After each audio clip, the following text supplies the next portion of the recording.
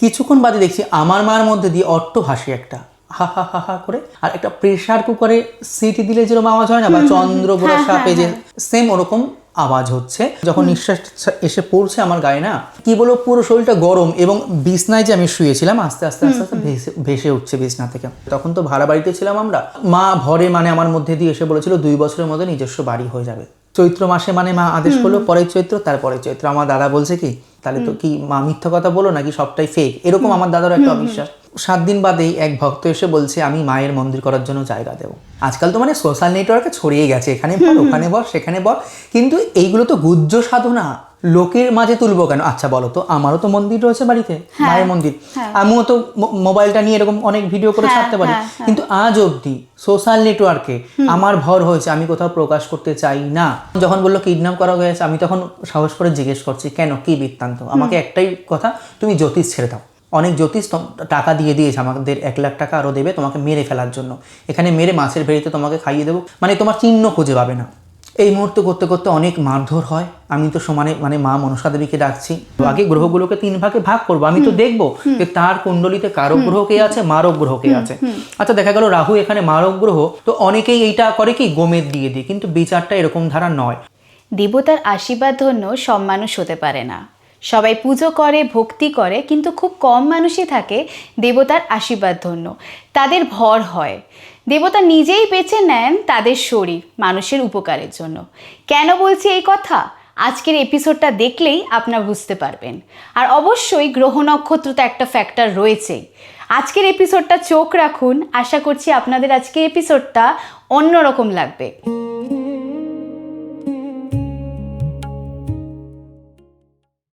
Lens কথা লাইফস্টাইলের অ্যাস্ট্রোতে আপনাদের অনেক অনেক স্বাগত। আমি আপনাদের হোস্ট নেহা। আজকের গেস্ট আমার সঙ্গে রয়েছে বরুণ মহারাজ। নমস্কার। নমস্কার। কেমন আছো? আমি তো ভালো আছি, তোমরা কেমন আছো? ভীষণ ভালো আছি। থ্যাঙ্কস ফর কামিং আমাদের স্টুডিওতে। তুমি আজকে এসছো, খুব ভালো লাগছে। না, এসে আমারও খুব ভালো লাগছে, আনন্দ লাগছে। এর আগেও অনেক জায়গায় পডকাস্ট করেছি, এখানে এসে খুবই ভালো লাগছে। আমাদেরও ভীষণ ভালো লাগছে। আচ্ছা, তোমার ভরটা কিভাবে হলো? ভরের ব্যাপারটা একটু আমি জানবো। দেখো, এই ভর বলতে যদি মানে বলো, গীতায় তো ভগবান বলেছে জন্ম জন্মান্তর ধরে সব কিছু হয়, তাহলে এগুলো যদি ভাঙতে চাই অনেকখানি টাইমের ব্যাপার। তবে যতখানি শর্টে আমি বলতে পারি, যখন আমার 12 বছর বয়স, তখনই মানে এই মা মনসা দেবীকে আমার পাওয়া, ছোটবেলা থেকে পাওয়া বলতে তখন আমরা ভাড়া বাড়িতে ছিলাম, কিন্তু আমার জন্মের বহু পূর্বে, মানে আমার জন্মের আগে তো আমার মাকে স্বপ্নে দেখান, মানে যে আমি আসছি তোর কাছে, আমার একটা অংশ, এরকম কোনো কিছু। এবার সেগুলো তো আর আমার জানার কথা নয়, হয়তো মার কাছে সেগুলো চাপা ছিল, গোপন, মা গোপন রেখেছিল। তো যখন আমার 12 বছর বয়স, মানে অটোমেটিক এই যে মা পাওয়া বলতে গেলে অনেকখানি সময়, তাও যতখানি সম্ভব নিয়ে বলি। এই শ্রাবণ মাসেই করছি যদিও বা পডকাস্টটা, আর এই শ্রাবণ মাসেই মনসা মঙ্গল করছিলাম, মানে আমরা যে বাড়িতে ভাড়া থাকতাম। তা যে কোনো কারণে একদিন খুব দুঃখ হয়, তো আমি মনসা মঙ্গল সেদিন আর কি পড়তে চাই না, যেমন হয় না ছেলেপেলেদের, মানে বাচ্চাদের। তো সেই বাড়ির যে একটা ঠাকুমা ছিল, উনি আমাকে বলছে, ডাকনাম বিজু, বিজু তুই পড়বি না কেন, মা কি অন্যায় করেছে, তুই পড় বইটা। তো আমি বইটা পড়ি, মানে যেরকম 5-6 জন সবাই মিলে শুরু করে পড়ে, হয়তো শুনেছো কি তুমি কখনো? না। আচ্ছা, এই শ্রাবণ মাসে যারা পড়ে, বৈদ্য বিজয় গুপ্তের লেখা, খুব সুন্দর শুরু করে পড়ে। আমি যথারীতি পড়ি, সেদিন বৃহস্পতিবার ছিল, আমার মনে আছে এখনো। তো বইটাই তো পড়া হয়ে গেল কমপ্লিট। আর দেখবে না, অনেক আগে, মানে আমাদের ছোটবেলার কথা বলছি, হয়তো 8টা-9টা তো আমরা শুয়ে পড়েছি, এমন টাইম হয়ে গেছে। এখন যেরকম 1টা 2টো 3টে মোবাইল ঘাটতে ঘাটতে, তখন তো মানে স্মার্টফোন কোথায়, মানে এই লাইন্সের ছোট সেটা হয়তো আসেনি, সেই টাইমের কথা বলছি। তো তখন ওই 8টা 8:30টায় ঘুমিয়ে পড়েছি। ঘুমিয়ে পড়ার পর 1টা বাজে আমার মনে আছে, আমার মা আমাকে ডাকছে যে বাথরুম করতে যাওয়ার জন্য। তো আমি উঠি, ওঠার পর মানে যেখানে ভাড়া ছিলাম, যেই বাড়িতে, একটা পুকুর পাড় রয়েছে, ওইখানে টয়লেটটা ছিল। তো আমি চলে এসেছি বাথরুম করে, দেখছি আমার মা আসছে না। হয়তো বা এটা আমার মনের ভ্রম, তাহলে 10 মিনিট 15 মিনিট টাইম কেটে যাচ্ছে, আমার মা আসছে না। এবার আমি ভাবছি হয়তো কোনো একটা খারাপ অশুভ কিছু হয়তো কাজ করছে, তো একটা মানে ভয় হচ্ছে। তো যখন মা আসলো, নর্মাল কথা বলে যেরকম, সেরকম আমার মা আমার পাশে শুলো। এবার ছোটবেলায় হয় দেখবে কি, অনেকেই বাবা মার গায়ে হাত পা তুলে দেয়, সেরকম আমিও মার গায়ে হাত পা তুলে দিয়ে শুয়ে রয়েছি। কিছুক্ষণ বাদে দেখছি আমার মার মধ্যে দিয়ে অট্ট হাসি একটা, হা হা হা হা করে। আর একটা প্রেসার কুকারে সিটি দিলে যেরকম আওয়াজ হয় না, বা চন্দ্রগোড়া সাপে যে সেম ওরকম আওয়াজ হচ্ছে। আর যখন নিঃশ্বাসটা নিচ্ছে, তো বুঝতে পারছি যখন নিঃশ্বাস এসে পড়ছে আমার গায়ে না, মানে কি বলবো, পুরো শরীরটা গরম, এবং বিছনায় যে আমি শুয়েছিলাম আস্তে আস্তে আস্তে আস্তে ভেসে উঠছে বিছনা থেকে। একবার এরকম হচ্ছে, বুক ধর ধর ধর ধর করছে, মানে হার্টবিট বেড়ে গেছে অটোমেটিক, কারণ যেহেতু ছোট। দ্বিতীয়বার যখন হয়েছে, কিন্তু অত জোরে অট্টহাসি হচ্ছে, আশ্চর্যের বিষয় এটা, মাও কিন্তু ঘুমায়নি, কিন্তু মা শুনতে পাচ্ছে না ওই অট্টহাসি। কিছুক্ষণ বাদে যখন হার্টবিট বেড়ে গেছে, মা আমাকে ডেকে বলছে কি হয়েছে। মানে তুমি শুনতে পাচ্ছ, বাকি আর কেউ শুনতে পাচ্ছে শুনতে পাচ্ছে না। তখন মা আমাকে বলছে কি হয়েছে, আমি মাকে উল্টো জিজ্ঞেস করছি তোমার কি হয়েছে, কারণ মা বুঝতে পারছে না যে আমি অট্টহাসি শুনেছি, জিনিসটা এরকম হয়ে গেছে, আর আমি বুঝতে পারছি না যে মা শোনেনি। তো তখন আমি হয়তো পেয়েছিলাম যে কোনো অপদেবতা বা কোনো কিছু, যা ছোটবেলায় যাওয়া হয়, তো মানে পাশে গঙ্গা জল ছিল, ছিটালাম, যাই হোক এরকম অনেক কিছু করলাম, করার পর দেখি কোনো কিছুই নয়। তো ওই বাড়িতে তখন সবাই জেগে গেল, ওরকম চিৎকার চিল্লামিলি এরকম আওয়াজে। তো তখন একজন ঠাকুমা বয়স্ক, উনি বলল যে হয়তো কোনো ভুল হয়েছে মনসা মঙ্গল পড়াতে, মার কাছে গিয়ে অন্যায় স্বীকার চা। তাই আমি ওই মন্দির যে ছিল মায়ের অন্যায় স্বীকার চাই। অন্যায় স্বীকার চাওয়ার পরেও আবার সেই ঘরে তো আমি আর মা শোইনি ভয়ে। একটা পিসির ঘর ছিল, ওই পিসিরা ভাড়া থাকতো ওই বাড়িতে। তো পিসি বললো আমাদের ঘরে এসে, ওই ঘরে যখন শুলাম সেম ওরকম হচ্ছে। আর এইবার শুনতে পাচ্ছি ঝুমঝুম ঝুমঝুম করে কে হেঁটে বেড়াচ্ছে, মানে পুরোটুকুই কিন্তু স্বপ্ন নয়, মানে একদম কি বলবো, সাক্ষাৎ তুমি আমি যে বসে বাস্তবে এরকম ঘটছে আমার সাথে। হ্যাঁ ঠিক। তখন এরকম করতে করতে মানে পরের দিন কাটলো, আমার না ভয়ে জ্বর চলে আসলো, দেখবে ভয় পেলে জ্বর আসে অনেকের, ছোটবেলা তো তখন তোমার। হ্যাঁ ভয় পেয়ে জ্বর চলে এসছে। তো তখন মানে কি করবে, আমার মা আমাকে নিয়ে দিশা হারা হয়ে পড়েছে, বুঝে উঠতে পারছে না। তখন ভর ঠর কোনো কিছুই হতো না। তখন ওই বাড়ির যিনি ঠাকুমা ছিল, মানে বাড়িয়ালি বলতাম, ওনার বছরে একবারই মা মনসা ভর হতো। আর উনি 12 মাস প্রসাদ ভোজি ছিল, মানে গোবিন্দকে ভোগ লাগিয়ে প্রসাদ পেত। আর ওনার মাথায় এত বড় বড় জ্বর ছিল, কিন্তু সবসময় ভর হতো না, ওই বছরে একদিনই পুজোর দিন। উনি তখন বুঝতে পারলো যে মা মানে আমার কাছে এসছেন। তো তারপর থেকে ভর ঠর কোনো কিছু হতো না। 1 বছর পার হয়ে গেল আমার, কিন্তু মার প্রতি যে একটা অগাধ ভক্তি, অগাধ বিশ্বাস, মানে দেবদেবীর প্রতি যা হয়, দেখবে আমাদের হিন্দুদের তো প্রচুর দেবদেবী রয়েছে, কিন্তু আমরা তো প্রত্যেক দেবদেবীকে মানে সমানভাবে ভালোবাসা বা কি বলবো ভেতর থেকে আসা এরকম হয় না। তা অটোমেটিক না মা মনসাকে আমার নিজের মা মনে হতে লাগলো, যে কোনো ভয় পাওয়া, কোনো বৃত্তান্ত এরকম কোনো কিছু নেই। তো 1 বছর বাদে যখন বাৎসরিক পুজো হচ্ছে ওই বাড়িতেই আমি বসেছিলাম না মন্দিরে, বসে থাকতে থাকতে দেখলাম শরীরটা পুরো বরফের মতন হয়ে গেল। আচ্ছা, বরফের মতন হতে হতে হতে হাত পা কাঁপতে কাঁপতে আর কোনো সেন্স নেই আমার। তো পরে শুনলাম যে এই ব্যাপার। অনেকে বলে আজকাল যে ভরটা নিয়ে গুজব, দেখবে অনেকেই বলে ভর নামে এই জিনিসটা, কিন্তু আমি না এই জিনিসটাকে ঠিক মানে মানতে পারি না। দেখো আছে অবশ্যই, ঘোর কলিযুগ তো অনেকেই ভণ্ডামি করছে, আমি বলবো না যেটা একদমই মিথ্যা কথা, কিন্তু সবাই যে মানে অবাস্তব এরকম নয়।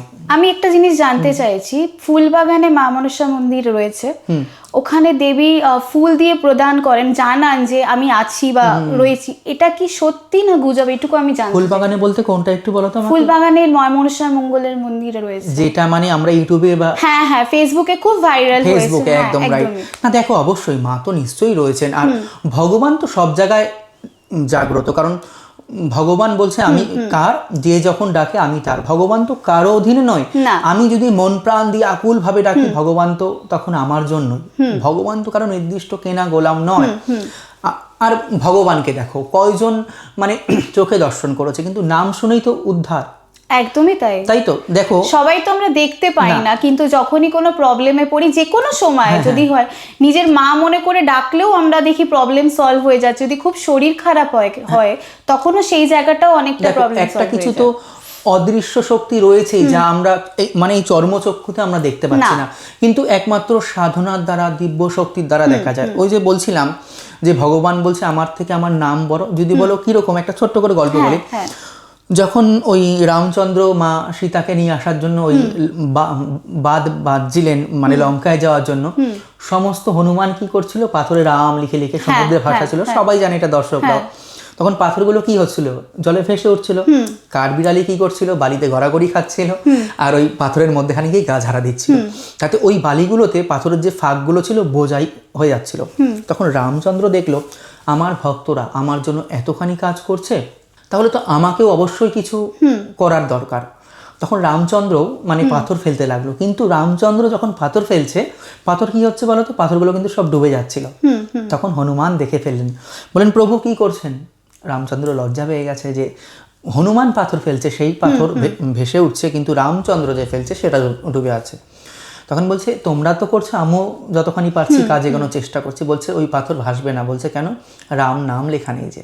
তাহলে ভগবানের থেকে ভগবানের নাম বড় হলো, কারণ ভগবান স্বয়ং যেখানে প্রকাশিত হয়ে পাথর ফেলছেন সেই পাথর ডুবে যাচ্ছে, কিন্তু যেই পাথরে নাম লেখা সেই পাথর ভেসে যাচ্ছে। তাহলে ভগবানের থেকে নাম বড়। ভগবান দর্শন পায় কজন? নামই সবাই উদ্ধার। একদমই তাই। তারপর কি হলো? তারপর গ্র্যাজুয়ালি তোমার কি হলো 1 বছর বাদে? হ্যাঁ, 1 বছর বাদে অটোমেটিক ওরকম মানে শুরু হলো, মানে শরীরে মা আসা। তারপর থেকে ধরো কি বলবো, প্রতি বৃহস্পতিবার রবিবার কোনো দিন এরকম ছিল না, মানে মা আসতে লাগতো আমার শরীরে। তখন তো ভাড়া বাড়িতে ছিলাম আমরা। তা মা ভরে মানে আমার মধ্যে দিয়ে এসে বলেছিল 2 বছরের মধ্যে নিজস্ব বাড়ি হয়ে যাবে তোদের। হ্যাঁ, তো বিশ্বাস করবে না, 1 চৈত্র মাসে মানে মা আদেশ করলো, পরের চৈত্র, তারপরে চৈত্র আমার দাদা বলছে কি, মানে আমার নিজের দাদা, মা কোথায় বললো মানে হলো যে আমাদের বাড়ি, তাহলে তো কি মা মিথ্যা কথা বলো নাকি সবটাই ফেক, এরকম আমার দাদারও একটা অবিশ্বাস। তো 7 দিন বাদেই এক ভক্ত এসে বলছে আমি মায়ের মন্দির করার জন্য জায়গা দেব। তো ওই 2 বছরের মাথায় কিন্তু আমাদের মায়ের মন্দির হলো। তো মানে ঘটনাগুলো অনেকখানি, মানে বলে তো এইটুকুনি এপিসোডে কখনোই শেষ করা সম্ভব এই যে নয়। তোমার শরীর ঠান্ডা হয়ে যেত, এটাই কি সিম্পটম যে মা তোমার শরীরে প্রবেশ করছিল, না আরো কিছু কিছু সিম্পটমস থেকে দেখে বোঝা যায়? ভর তো ওরকম করে হয় না, আগে আসে ভাব মানুষের মধ্যে। যদি কখনো এই যে আমি যে তোমার এখানে এসেছি, হয়তো অনেক পডকাস্ট থেকে আমাকে আরো ফোন করেছে, তাদের সাথে আমার ভাবটা জমে ওঠেনি, যে জন্য আমি যাইনি।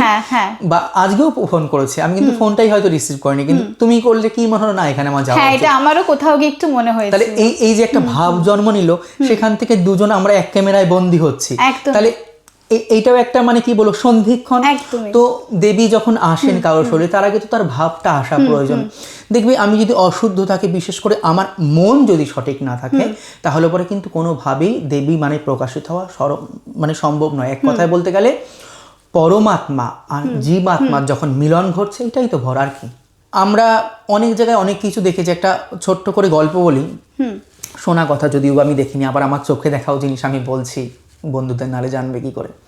আজকাল তো মানে সোশ্যাল নেটওয়ার্কে ছড়িয়ে গেছে, এখানে বল ওখানে বল সেখানে বল, কিন্তু এইগুলো তো গুহ্য সাধনা, লোকের মাঝে তুলবো কেন? আচ্ছা বলো তো, আমারও তো মন্দির রয়েছে বাড়িতে, মায়ের মন্দির, আমিও তো মোবাইলটা নিয়ে এরকম অনেক ভিডিও করে ছাড়তে পারি, কিন্তু আজ অবধি সোশ্যাল নেটওয়ার্কে আমার ভর হয়েছে, আমি কোথাও প্রকাশ করতে চাই না। যদি বলো কেন, এটা সম্পূর্ণ মানে গুপ্ত জিনিস, দেবীর সাথে আমার মিলন, আমি কেন এটা প্রকাশিত করব? সম্ভব নয়। তো বর্ধমানে একজন মারোয়ারি মহিলা ছিলেন, অনেক বছর আগের কথা বলছি। মারোয়ারি আর দেখবে থল থলে শরীর হয়, নরম। তো যখন ওনার ভর আসতো না, ধরো গরম পিচ করছে না, পিচ দিচ্ছে, ওই পিচের মধ্যে বসে পড়তো, শীতলা মার ভর হতো, কিন্তু পিচ এক ফোঁটা শরীরে লাগতো না। আর উনি যখন মা শীতলা দেবীকে পান, প্রচুর গরিব ছিল, কিন্তু যখন মানে শীতলা মা সেবা করতে করতে মানে কি বলবো, প্রচুর কিছু উনি সম্পত্তি মানে মা শীতলার আশীর্বাদে হয়েছিল। এবং এইটাও শোনা যায় যে প্রতিদিন ভোরবেলা ব্রহ্মমুহূর্তে মা শীতলা দেবী আসতেন, মানে ওনার হোটেলের যে উপরে অপর প্রান্তে বট গাছ ছিল, উনি প্রতিদিন শীতলা দেবীর চুল আছড়ে দিতেন কিন্তু নিজে হাতে। তাহলে মা শীতলার সাক্ষাৎ কৃপা পেতেন। তাহলে এই যে এই আশ্চর্যতম বিষয়গুলো, আমাদের নবদ্বীপে আমার এক দিদা রয়েছে, ওনার না সারাগা স্মৃতি। তো অনেকেই দেখলে ভাববে নর্মালি স্মৃতি রোগ হয়েছে, কিন্তু বাস্তবে কিন্তু একদমই না, ওনার জ্বালা পড়া অনেক কোনো কিছুই নেই। যদি বলো কেন, মানে ওনার তো বাপের বাড়ি মা শীতলা ছিল, ওনার মা বাংলাদেশ থেকে পুজো করে আসছিল।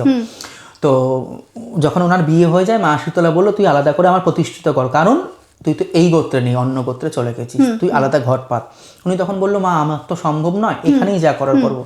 তা মা বললো তুই যদি আলাদা করে ঘর প্রতিষ্ঠা না করিস, আমার যে গায়ের রং তোর গায়ের রং সেইটা হয়ে যাবে।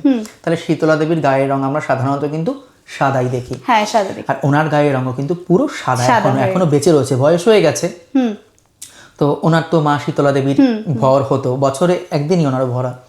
তো ওনার যখন ভাই বিয়ে করে, ভাইয়ের বউ এসে দেখবে, স্বাভাবিক অনেকে প্রথমেই তো আর বিশ্বাস করে না, তো বলতো এই কি নাচ নাচে, খ্যামটা নাচ নাচে, ভণ্ডামি করে, এই সমস্ত। তো উনি না মার কাছে গিয়ে জানিয়েছিল, মা এরকম করে বলছে, আমার খুব কষ্ট হচ্ছে। তো বিশ্বাস করবে না, ওই যে পরের বছর যে বাৎসরিক পুজো হলো, উনি জানানোর পরে ওনার ভাইয়ের বউরও ভর শুরু হয়ে গেল। আচ্ছা, আর কিরকম মায়ের লীলা এখনো আমরা দেখি। ওনার ভাইয়ের বউর যে ভর হয়, যতক্ষণ উনি গিয়ে টাচ না করে, ভাইয়ের বউর ভর বন্ধই হয় না, মানে দাপাদাপি করতেই থাকে। মানে শীতলা মায়ের এক প্রকার অভিশাপ লেগে গেল ওনার শরীরে, আচ্ছা, তাহলে এগুলো তো মানে কি বলবো, এগুলো কখনো বোঝানো যাবে না।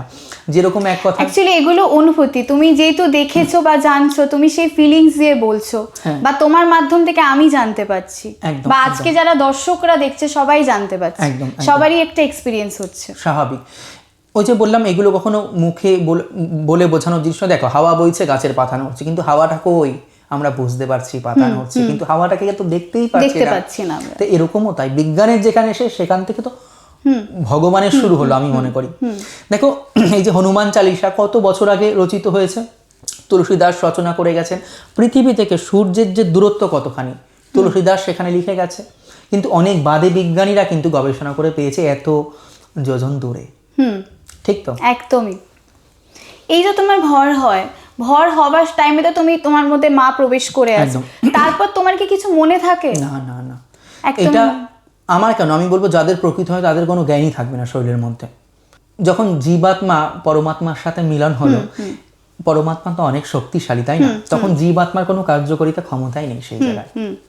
কিন্তু ওই যে ভগবান তো বিভিন্ন যুগে বিভিন্নভাবে বা বিভিন্ন মানুষের মধ্যে দিয়ে আমাদেরকে উপকার করে যাচ্ছে। দেখো, আমার ভর হয় বলে বা তার ভর হয় বলে যে তার মধ্যেই ভগবান, এমন নয়। তোমার মধ্যেও ভগবান, যারা দেখছে প্রত্যেকের মধ্যে ভগবান। হ্যাঁ, কারণ ভগবান সবই তো তার সৃষ্টি, ভালো মন্দ সবকিছু দিয়ে তারই সৃষ্টি, সবের মধ্যেই ভগবান। এই যে তোমার ভর হবে বা সবাই জানতে পারবে, নিশ্চয়ই তোমাকে মা আদেশ করেছিল, সেটাকে তুমি স্বপ্নে পেয়েছিলে? না, আমি যে বললাম যখন ছোট ছিলাম সাক্ষাৎই মানে মা দর্শন দিত। এইবার বিষয় হলো, অনেকে শুনলে বলবো যে তুমি কত বড় মহাত্মা, কত বড় সাধক। দেখো, সাধনা মহাত্মা এগুলো তো এক জন্মে কোনো কিছু সম্ভব হয় না, জন্ম জন্মান্তরে। হয়তো পূর্বজন্মে কোনো না কোনো ইনকমপ্লিট ছিল, সেটা হয়তো এই জন্মে তুমি কমপ্লিট করছো। আমার এখনো মনে রয়েছে একটা জেঠু আমাদের ওখানে, তো তখন আমি অনেক ছোট, মানে মা পাওয়ার পরে, তখন তো জ্যোতিষশাস্ত্র লাইনে আমি আসিনি, আসন হতো মায়ের। তো আমার খুব ইচ্ছা যে কুষ্টি করায় সবে আমি দেখবো আমার কুষ্টিতে কি রয়েছে, দেখবো ছোট প্রত্যেকেরই এটা সবারই আগ্রহ থাকবে। তা আমি গিয়ে ওনার কাছে ডেট অফ বার্থ বলেছি, এত এত এত এই টাইমে জন্ম। উনি কুষ্টিখানা খুললো। এখন তো মোবাইল বা ল্যাপটপ, সেই টাইমে এত কিছুও ছিল না, ওই হাতে বের করতো বিশুদ্ধ সিদ্ধান্ত পঞ্জিকা দেখে। তো খুলে কুষ্টিখানা খুলেই না ওই জেঠু আমার মুখের দিকে তাকিয়ে রয়েছে, বলছে একা এসছো? আমি বলছি হ্যাঁ। বলছি কি তুমি তো সাধক সন্তান, আমার কাছে এসছো? আমি বলছি কেন? বলছে তোমার ভেতরে একটা ঐশ্বরীয় শক্তি রয়েছে। উনি কিন্তু আমার কুণ্ডলী দেখে বলে ফেললো। তখন আমার সময় খুব খারাপ যাচ্ছিল, মানে ঝড় এক কথায় জীবনে। তখন উনি বলেছিল যে বরুণ, 32 বছর বয়সের পর থেকে বা 31 বা 32 এরকমই হবে, তোমার জীবন বদলে যেতে চলেছে। আর যখন 48 বছর বয়স হবে, তোমার জীবনে কিন্তু মানে কি বলবো, একটা রাজাকে যে সম্মান দেয় বা সবাই চেনে, তোমাকে এক কথায় সবাই চিনবে। তা এই 32 বছর এই যে কিন্তু আস্তে আস্তে আস্তে আস্তে মানে আমার এই আধ্যাত্মিক বলো বা যেদিকে বলো চেনা পরিচিত, ট্রান্সফরমেশন হলো, একদম অনেকখানি উন্নতি। আসলে মানে ট্রান্সফরমেশন হওয়ার আগে তো তোমাকে সব খারাপটাই দেবে ভগবান, যে তারপরেও তুমি ভগবানকে ডাকছো কিনা সেই একটা পরীক্ষা থাকে। ওই যে ভগবান বলছে, যে করে আমার আজ তার করি সর্বনাশ, তবু যদি না ছাড়ে পাশ, করি তারে দাসের অনুদাস। সাধনা যে হয়, সাধনা যখন তোমরা করো তখন অনেক রকমের এক্সপিরিয়েন্স করো, সেটা একটু যদি অবশ্যই। দেখো, এক একটা সাধনা তো এক একভাবে, কেউ অঘরী সাধনা করছে, কেউ তন্ত্র সাধনা। যদি বলো, আমি তো একদম গৃহস্থভাবেই মাকে পুজো করছি, তবে তার মধ্যে অনেক কিছু আমি পেয়েছি, জানো তো। একবার না খুব শরীর খারাপ করেছিল আমার, ছোট্ট করেই বলি। তো তখন মানে কোনো ডাক্তার দেখেই যেন সুস্থ হয়ে উঠতে পারছিলাম না। আমি তো যেরকম নিত্য জপ সারি বা সাধনা করি, করতে করতে মার কাছে খুব দুঃখ জানাচ্ছি, মা তুমিই বসে রয়েছো আমার সাথে আমার ঘরে, আর এরকম অসুস্থতায় ভুগছি, মানে প্রায় মরে যাবো এরকম পুজো দেওয়ার পর। বিশ্বাস করবে না, ওই যে মায়ের সামনে যে একটা নাগ থাকে না, নাগের মাথায় একটা ফুল দিয়েছিলাম, ঝাপ করে পড়ে গেল ফুলটা। তো কি মনে হলো, আমার মনে হলো এটা আমি ভক্তি বিশ্বাস নিয়ে খাই। ওই ফুলটা খাওয়া থেকে না আমি পুরোপুরি সুস্থ হয়ে গেলাম। তাহলে হ্যাঁ, এই যে এইগুলো এক একটা সাধনা জিনিস, এগুলো আমি মনে করি। দেখবে আজকাল তো অনেকে আছে যে তারাপীঠে নিয়ে যাচ্ছে, অনেক জ্যোতিষীদের কথাই বলছি আমি, বা অনেক তান্ত্রিকদের কথাই, তারাপীঠ বা কামাখ্যা নিয়ে যজ্ঞ করছে, পুজো করছে, মানে দেখানো কাজের থেকে বেশি। আবার অনেক জায়গায়, যেরকম তুমি মনসা মন্দিরটার কথা বললে, সামান্য ফুল নিয়ে কিন্তু মানুষ ভালো হয়ে যাচ্ছে। তাহলে সাধনা কি? তাহলে সাধনা হলো ওনার পূর্বজন্ম জন্মান্তর কিন্তু ওনার সাধনা রয়েছে, যে জন্য ওনার হাতের ফুলে কিন্তু মানুষ ভালো হয়ে যাচ্ছে। দেখবে অনেক লোক চেন্নাই ব্যাঙ্গালোরে গিয়ে ভালো হয় না, শুনেছো তো এটা, কিন্তু ওই পাড়ায় একটা হোমিওপ্যাথিক ডাক্তার দেখিয়ে ভালো হয়ে যায়, তার প্রয়োজনই ছিল ওইটা। আবার কিছু সময় এসে যোগ হয়ে দাঁড়ালো। যখন যোগ হলো তার মানে হোমিওপ্যাথিক ডাক্তারের নাম হবে আর ওই মানুষটি সুস্থ হবে। দেখো যে যেই পথেই রয়েছে, সঙ্গীত সাধনা, নৃত্য সাধনা, পড়াশোনাও সাধনা, বা কি বলবো এই যে আমরা যেই পথে রয়েছি এটা একটা সাধনা, তবে এগুলো গুহ্য সাধনা।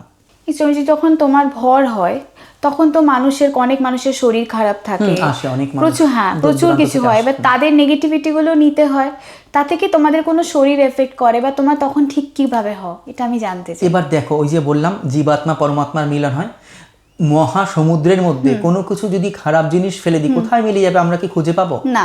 তাহলে সেটা তো সম্পূর্ণ মায়ের কৃপা, সেখানে আমাদের কিছুই থাকে না।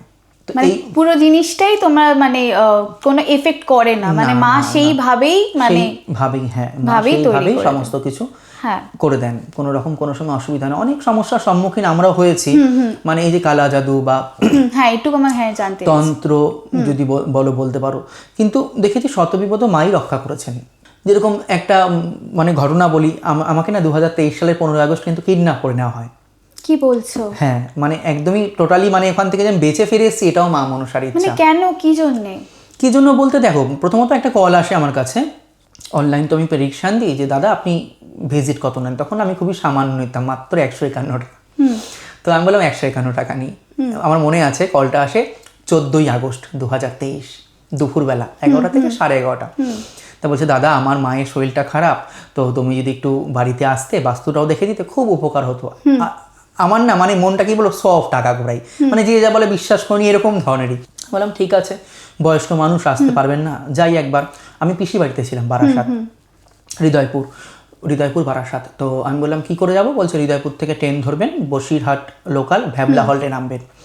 তা যথারীতি আমি গেছি। এইবার না যাচ্ছি, মনটা কিরকম জানি আমার একটা মানে গাইছে, কানে একটা ডায়মন্ড পরা ছিলাম, আমার মনে হচ্ছে কেউ যেন কান থেকে ডায়মন্ডটা ছিনিয়ে নেবে, হয়তো ঈশ্বর আমাকে ওইটা সংকেত দিচ্ছেন, আমি তখনও বুঝি না। যখন আমি ট্রেন থেকে নামবো, স্টেশন আসার আগে একটা ট্রু কলারে দেখলাম মুসলিমের নাম উঠলো, কি গাজী সম্ভবত এরকম হবে। মনে আর একটা খটকা খেলো, মুসলিমের কল কেন আসছে, একটা ভয় লাগছে, স্বাভাবিক। তখন ফোনটা ধরলাম, বলছে আপনাকে যে আসতে বলেছে আমি তার ড্রাইভার বলছি, উনি তো অফিসে রয়েছেন, আপনি বাড়িতে আসুন, উনি চলে আসেন। স্বাভাবিক, এরকম তো অনেকেই নিয়ে যায়। তো ইয়েতে নামার পর ভ্যাবলা হল্টে ওখান থেকে আমাকে গাড়ি করে নিয়ে যাওয়া হয়, মোটামুটি 1 ঘন্টা 50 মিনিট লাগে। এবার দেখো তুমি একাই গেছিলে? আচ্ছা ছেলে মানুষ, দিনের বেলা তো যেতেই পারি যেখানে ইচ্ছা, যেমন তোমার এখানে পডকাস্ট করতে এসেছি, এরকমই তো একটা নর্মালি বিষয়। ফার্স্ট টাইম গেছি আমি বসিরহাট বা ভ্যাবলা হল বলো। তো যাচ্ছে করতে করতে 1 ঘন্টা 50 মিনিট আমাকে নিয়ে যাওয়া হয়। নিয়ে যাওয়ার পর বাড়িতে ঢোকানো হচ্ছে, দেখছি চারধারে মাছের ভেরি বলতে বুঝতে পেরেছো, মানে ওই যে মাছ চাষ হয় যেখানে। তো রুমে ঢোকার পরই না আমি ভয় পেয়ে গেছি, যে বললো মা শরীর খারাপ, কিন্তু কোনো মাকে তো দেখছি না, এটা কোনো দুটো ঘর রয়েছে যে মানুষ বাস করে এরকম তো মনে হচ্ছে না, চারপাশে ওই মাছ ধরে না সেই ওই যে কি বলে জাল ঝোলানো আর দা এরকম। তখন আমাকে একটা ছেলে বলছে আপনাকে এখানে কিসের জন্য আনা হয়েছে জানেন তো? আমি বলছি হ্যাঁ, বাস্তু দেখার জন্য। বলছে না, বাস্তু দেখার জন্য না, আপনাকে আমরা কিডন্যাপ করে ফেলেছি। সেই মুহূর্তে মানে পায়ের তলা থেকে আমার মাটি সরে গেছে। এইবার তোমার এখানে প্রশ্ন থাকতে পারে, তাহলে তুমি তো অ্যাস্ট্রোলজার ছিলে, তুমি কেন জানতে পারলে না? পেরেছিলাম আমি জানতে। তুমি তো বলছো ইঙ্গিত পেয়েছিলে, কিন্তু অতটা বুঝতে পারোনি তখন। আমার তার আগের দিন টাইফয়েড জ্বর থেকে আমি উঠি, মানে 7 দিন ধরে পুরো সারা গায়ে র্যাশ বেরিয়ে গেছিল আমার। প্রত্যেকের জন্মকুণ্ডলিতে তো কোনো কারক গ্রহ থাকে, কোনো মারক গ্রহ থাকে। আমার কুণ্ডলিতে যে কারক গ্রহ ছিল 3টে গ্রহই দেখছি, কেউ অস্তমিত গেছে, কেউ বকরি হয়েছিল। তাই আমি বললাম টাইফয়েড জ্বরের উপর দিয়ে গেল, এতখানি যে ভয়ঙ্কর কিছু হয়ে যাবে আমার জীবনে আমি কল্পনার বাইরে। তো তখন যখন বললো কিডন্যাপ করা হয়েছে, আমি তখন সাহস করে জিজ্ঞেস করছি কেন, কি বৃত্তান্ত? আমাকে একটাই কথা, তুমি জ্যোতিষ ছেড়ে দাও। অনেক জ্যোতিষ টাকা দিয়ে দিয়েছে আমাদের, 1 লাখ টাকা আরও দেবে তোমাকে মেরে ফেলার জন্য। এখানে মেরে মাছের ভেড়িতে তোমাকে খাইয়ে দেবো, কেউ বাঁচাতে মানে তোমার চিহ্ন খুঁজে পাবে না। এই মুহূর্তে করতে করতে অনেক মারধর হয়। আমি তো সমানে মানে মা মনসা দেবীকে ডাকছি। তখন ওদের দলের যে মেন ছিল সে আসলো। তখন আমিও তার কাছে মানে কেঁদে ফেলেছি যে আমাকে কেন এরও মাটকে দিয়েছে, আমি খেয়ে আসিনি, আমার খিদে পেয়েছে। আমার মা কাঁদবে বাড়িতে আমার জন্য। বলছে ফোন লাগাও। আমার ফোন থেকেই আমার দাদার ফোনে ফোন করা হয়। ফোন করার পর ওরা মিথ্যা কথা বলছে যে আমি নাকি ওদের থেকে টাকা নিয়েছি, এই জন্য ওরা আমাকে আটকে থুয়েছে, মেরে ফেলবে। এবার আমার দাদা ওটা বিশ্বাস করেছে। তখন আমার বৌদি বলছে যে হতে পারে না, অসম্ভব বিষয়, ভাই কিন্তু এরকম না, যা কিছু করবে আমাদেরকে বলবে। তখন আমার দাদার মনেও একটু খটকা লেগেছে। তখন যখন ওরা এতগুলো অ্যামাউন্ট দাবি করছে, আমার খেয়াল নেই, মনে হয় 2.5 লাখ 3 লাখ এরকম, যে তাহলে পরে বরুণকে ছেড়ে দেবো, নালে পরে কিন্তু মাছকে খাইয়ে দেবো। তখন আমার দাদা যখন সন্ধে হয়ে যাচ্ছে, দিশা না পেয়ে বলল, ঠিক আছে ভাই, হারমোনিয়াম, ল্যাপটপ যা যা রয়েছে সমস্ত কিছু আমরা বিক্রি করে দিচ্ছি, একটু দাঁড়াও না, তোমাদের ফোনপে নাম্বারটা দাও, আমি টাকা পাঠাচ্ছি। আমার দাদা বুদ্ধি করে ওদের ফোনপে নাম্বারটা চায়। আর ওরা বুঝতে পারেনি যে ওটা আমার কানে ডায়মন্ড, হাতে নীলা ছিল। এই নীলাটা পরে নিয়েছি, বাট ওই দুটো স্টোন মিলিয়ে অনেকখানি, অনেক টাকা, 1.5-2 লাখ টাকা হবে। হ্যাঁ, তখন আমার দাদা বলে ফেলেছে, ওগুলো নিয়ে নাও, আমার ভাইকে ছেড়ে দাও, প্রাণে মেরো না। তখন এরকম করতে করতে আমার দাদারা বারাসাত থানায় পৌঁছে যায়। বারাসাত থানায় পৌঁছে যাওয়ার পর বারাসাত থানা থেকে আমার ফোনেই ফোন আসে যে বরুণ শাহকে কোথায় আটকে দেওয়া হয়েছে। ফোন তো ওদের কাছে, ফোন আমাকে দিচ্ছে না। তখন বলছে বরুণ শাহ এরকম টাকা নিয়েছে, দেওয়া যাবে না এখন। তখন ওখান থেকে ওরা বলছে শেষ পরে হবে, আপনারা বলুন কোথায় আটকে রেখেছেন। বলছে হাসনাবাদ থানায় ফোন করে বারাসাত থানার পুলিশ। ওখান থেকে আবার কল আসে, তখন হাসনাবাদ থানার পুলিশ বলেছে আমরা কিন্তু মানে ট্যাগ করে নিয়েছি জায়গাটা কোথায় রয়েছে, বরুণ শাহকে যেখান থেকে নিয়েছে যদি না ছেড়ে দাও অবস্থা কিন্তু খারাপ করে দেবো সবার। তখন মানে আমি তো ভাবছি আমাকে মেরেই ফেলবে। একজন এত বড় একখানা দা নিয়ে এসে ধরেছে, বলছে কানেরটা খুললাম, সোনা দিয়ে বাঁধানো ছিল, হাতে নিলাম। একজন বলছে ফোনপের পিন বলো, ফোনপের পিন বললাম। আমি দেখছি আমার জীবনের থেকে তো টাকা আগে সব টাকা ট্রান্সফার করে নিল ওরা। তখন সন্ধে লেগে গেছে, ড্রাইভার আরেকজন বললো চলো। তখন আমি ভাবছি আমাকে মেরে ফেলবে। রাস্তা রাত্রেবেলা, আর পুরো একদম গ্রাম সাইড, যতদূর নিয়ে গেছে তার মোটামুটি 3 ভাগ নিয়ে আসার পর আমাকে গাড়ি থেকে ফেলে দেয়। আচ্ছা। আর আমার দাদা যে ফোন নাম্বার নিয়েছে ওই সমস্ত তো আমার সেন্স ছিল না। আমি ভাবছি হয়তো আর কোনো প্রমাণ থাকবে না, একটা তো প্রমাণ রাখতে হবে। আমি গাড়ি থেকে নেমে এক ঝলক ওই গাড়ির নাম্বারটা দেখেছিলাম আমি। পাশে একটা সেমেন্ট বাড়ির দোকান ছিল, তো ওখানে গিয়ে পটাপট আমাদের একটা খাতা পেন দাও না কাকু, হাতটা তো কাঁপছে থাতা করে, নিয়ে পটাপট গাড়ির নাম্বারটা আমি লিখি ওখানে গিয়ে। লেখার পর এইবার তো আমার বাড়িতে যোগাযোগ করতে হবে, তার জন্য তো একটা ভালো মানুষ প্রয়োজন।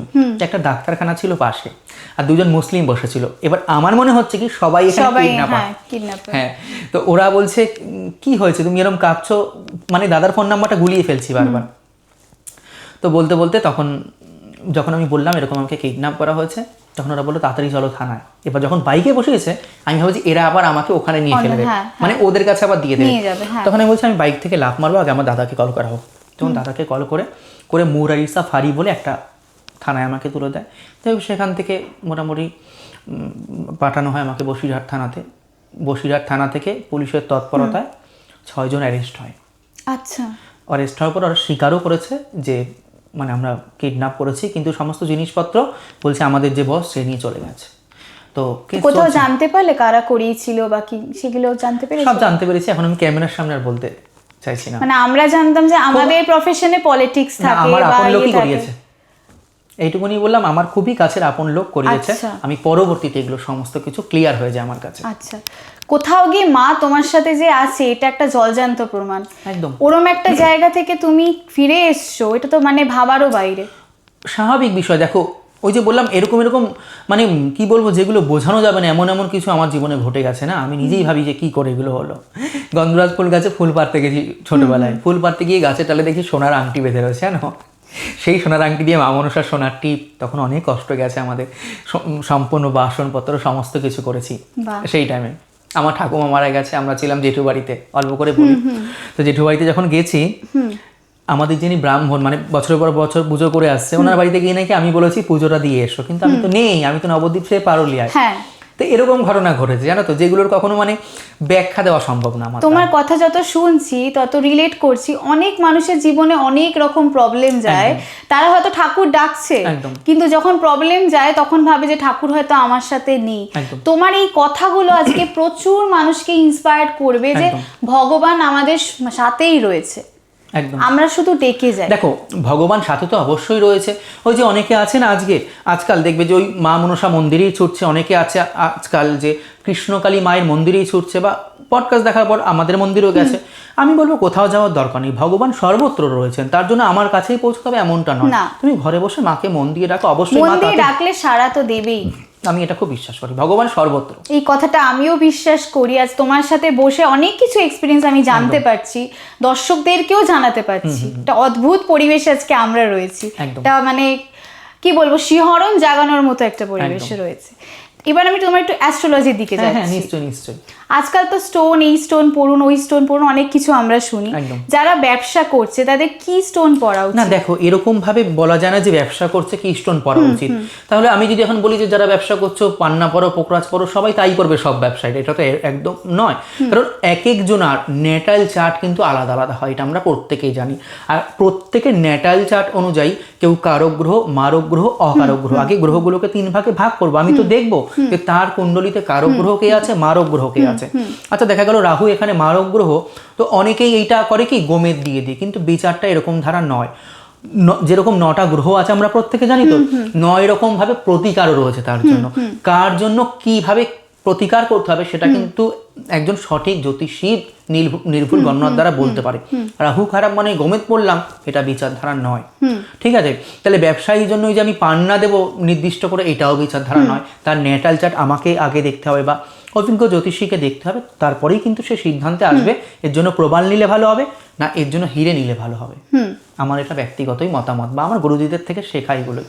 আচ্ছা, জুপিটার যদি কারোর ডাউন থাকে তাহলে কিভাবে মানে এফেক্ট করছে বা কি করা উচিত? দেখো, বৃহস্পতি, তুমি যে কথা বললে খুব ভালো জিনিস। বৃহস্পতি যদি কারো ডাউন থাকে, এক একজনের ক্ষেত্রে এক এক এফেক্ট করবে। কারো ক্ষেত্রে পড়াশোনাও করতে পারে, কারো ক্ষেত্রে ব্যবসা বাণিজ্যও করতে পারে, কারো ক্ষেত্রে শারীরিকভাবে, কারো ক্ষেত্রে মানসিকভাবে। দেখতে হবে ওই জন্মকুণ্ডলিতে লগ্ন সাপেক্ষে বৃহস্পতি কোন ঘরের অধিপতি এবং কোন ভাবে বসে রয়েছে এবং কার নক্ষত্রে বসে রয়েছে। ঠিক আছে, তাহলে আমি এখানে কিন্তু নির্দিষ্ট করে বলতে পারছি না যে বৃহস্পতি খারাপ থাকা মানে পেটের সমস্যা বা বৃহস্পতি খারাপ থাকা মানেই মানসিক সমস্যা। অনেকে স্টোন নেয় না, কোনো পুজো করলে বা কিছু করলে কি কিছুটাই মানে ঠিক হতে পারে? দেখো, পুজো তো মারক গ্রহের জন্য আর কারক গ্রহের জন্য। তোমার জন্মকুণ্ডলিতে যেরকম তুমি তুলা লগ্ন বা বৃশ্চিক লগ্নের জাতিকা, সম্ভবত আমি বললাম বৃশ্চিক লগ্নের ক্ষেত্রে তোমার লগ্নপতি হলো কে? মঙ্গল। ধরো কথার কথা আমি বোঝাচ্ছি, তাহলে এখানে মঙ্গলকে অলওয়েজ টাইম পাওয়ার দেওয়া যেতে পারে, অর্থাৎ রক্ত প্রবাল তুমি পড়তেই পারো। সময় তো খুবই কম, তুমি দর্শকদেরকে কিছু টিপস দিয়ে যাও। দেখো, দর্শকদের যদি বলো যে টিপস দিতে, আমি বলবো প্রতিনিয়ত গীতা পাঠ করো। কারণ আমাদের হিন্দু ধর্মে একটাই শেষ কথা, গীতা পাঠ, হরি নাম। কারণ মহাপ্রভু কিন্তু একটা কথাই বলে গেছেন, হরে নাম হরে নাম হরে নামৈব কেবলম কলৌ নাস্তেব নাস্তেব নাস্তেব গতির নাথায়। অর্থাৎ কলিযুগে কিন্তু যাই করো নাম যজ্ঞ ছাড়া কিন্তু গতি নাই। তা আমি বলবো গ্রহ খারাপ বলো, এই খারাপ বলো, সেই খারাপ বলো, হরিনামের উপর কোনো কিছুই নাই। তাহলে হরিনাম করো, গীতা পাঠ করো, যথেষ্ট তোমার জন্য। আর সৎভাবে জীবনযাপন করো। লেন্স কথা লাইফস্টাইলের অ্যাস্ট্রো তরফ থেকে এটা তোমার জন্য অনেক ধন্যবাদ। খুব ভাল লাগলো বরুণ মহারাজ, তুমি আমাদের আজকে স্টুডিওতে এসছো। তোমার লাইফের এক্সপিরিয়েন্সগুলো আমাদের অনেক মোটিভেট করবে। যারা ভগবান, অনেকেই আছে ভগবান মানেন না, তাদেরকে বলবো ভগবান মানুন। লাইফটাকে ঠিক জায়গায় নিয়ে যেতে গেলে আমি মনে করি ভগবানের মতো সাপোর্ট বোধহয় কেউ হয় না। কিছুই হয় না। মা, বাবা, ভগবান, এই 3টে জিনিস হচ্ছে সারা জীবন থাকবে, সাপোর্ট করে যাবে। আর একটা ছোট্ট কথা বলে নি শেষ হওয়ার আগে, বলছে না গুরু মাতা, গুরু পিতা, গুরু জ্যেষ্ঠ ভাই, এর থেকে বড় গুরু সাধনা করলে পাই। তার মানে অনেকে বলে যে পিতা মাতা আমার ভগবান, মানবো কেন ঈশ্বরকে? কিন্তু শাস্ত্রে কি বলছে? গুরু মাতা, গুরু পিতা, গুরু জ্যেষ্ঠ ভাই, এরাও কিন্তু গুরু। এর থেকেও বড় গুরু কেউ আছে যা সাধনা করলে আমরা পাই। আর এই কলিযুগে তো বিশেষ করে কি বলছে? দীক্ষা গুরু, শিক্ষা গুরু, গুরু তো অনেক হয়। সময় থাকতে লওনারে ভাই সদ্গুরুর আশ্রয়। সদ্গুরুই তরাইতে পারে, ধরার মতন ধরো। অনেকেই অনেক রকম সমস্যা ফেস করছেন, ভগবানকে ডাকেন, ভাবেন যে আমার জীবনেই কেন প্রবলেম, সেটা তো পরীক্ষা। আজকে শুনলেন তো, উনিও অনেক কিছু ফেস করেছেন, সেটাও আপনাদের সাথে শেয়ার করলো। তাহলে ভগবানকে ডাকুন, ঈশ্বরের ওপর ভরসা রাখুন। আশা করব আপনাদের আগামী জীবনটা খুব ভালো যাবে। খুব ভাল লাগলো আমাদের স্টুডিওতে তুমি এলে, থ্যাংক ইউ সো মাচ, খুব ভাল লাগলো। নমস্কার। আজকের এপিসোডটা না খুব অন্যরকম ছিল। আশা করছি আপনারা যারা দেখলেন তারাও কিছুটা রিলেট করতে পারলেন। আর বরুণ মহারাজের কথায় আজকে ভরের হোক বা যে কোনো কিছু হোক, মেনলি হচ্ছে দেবতা। মানুষের মধ্যেই দেবতা থাকে। আর আমরা মনে করি এই যে মানুষের মধ্যে দেবতা, যে আমরা কথাটা বলছি, এটা আমি বলতে চাইছি যে আমরা অনেক সময় অনেক মানুষের সাথে খারাপ ব্যবহার করি। অ্যাকচুয়ালি খারাপ ব্যবহার করা উচিত না। এই যে বলেছিলেন উনি যে সব মানুষের মধ্যেই দেবতা আছে, তাই সবার সাথে রেসপেক্ট দেওয়াটা খুব দরকার, প্রথমেই বলবো। আর যারা আপনারা ঠাকুর বিশ্বাস করেন না তাদের বলবো দেবতাকে মানুন। এই যে আপনাদের লাইফে ছোট ছোট প্রবলেম ফেস করছেন না, নিমেষের মধ্যে ঠিক হয়ে যাবে। আশা করছি আজকের এপিসোডটা আপনাদের ভালো লাগবে। এরকম আরও নানান রকম এপিসোড আমরা উপহার দেব আপনাকে। দেখতে থাকুন লেন্স কথা লাইফস্টাইলের অ্যাস্ট্রো। লাইক করুন, কমেন্ট করুন, শেয়ার করুন আর সাবস্ক্রাইব করুন।